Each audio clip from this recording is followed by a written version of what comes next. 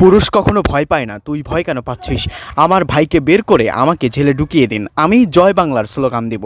নিজ ভাইকে বাঁচাতে নিজেই চলে এসেছে জেলখানায়। গতকাল ফরিদপুরে নিষিদ্ধ ছাত্রলীগ করার অপরাধে গ্রেপ্তার হয় এক যুবক।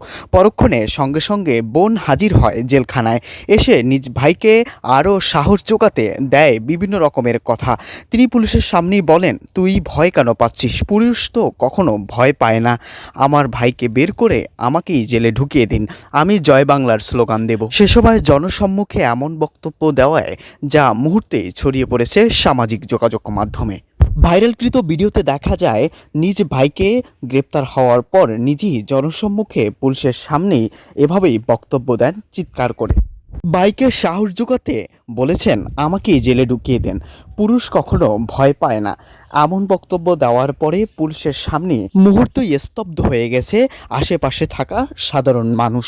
তবে ভিডিওটি সামাজিক যোগাযোগ মাধ্যমে ছড়িয়ে পড়লে নেটিজেনদের মাঝে শুরু হয় নানা আলোচনা সমালোচনা। গত ২০২৪ সালে কোটা আন্দোলনকে কেন্দ্র করে পরবর্তী সময়ে এক দফা এক দাবি এবং স্বৈরাচারী শেখ হাসিনার পতনের এক দাবিতে দেশ উত্তাল হয়ে ওঠে।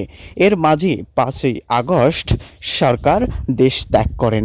তার পরবর্তী সময়ে নিষিদ্ধ করা হয় এই বাংলাদেশ আওয়ামী লীগ সহ ছাত্রলীগের যত সংগঠন আছে। কেউ কেউ সে বিষয়গুলোকে উল্লেখ করেছেন, আবার কেউ বলেছেন আগামী ২ দিন পরই ৫ই আগস্ট শুরু হবে ফ্যাসিস্ট হাসিনার পতনের সেই দিনটি। অনেকে উদযাপনও করবেন বলে জানিয়েছেন। তবে এমন ঘটার পরে নেটিজেনদের মাঝে নানা দিক নিয়ে নেগেটিভ এবং পজিটিভ আলোচনা সমালোচনা হয়েছে।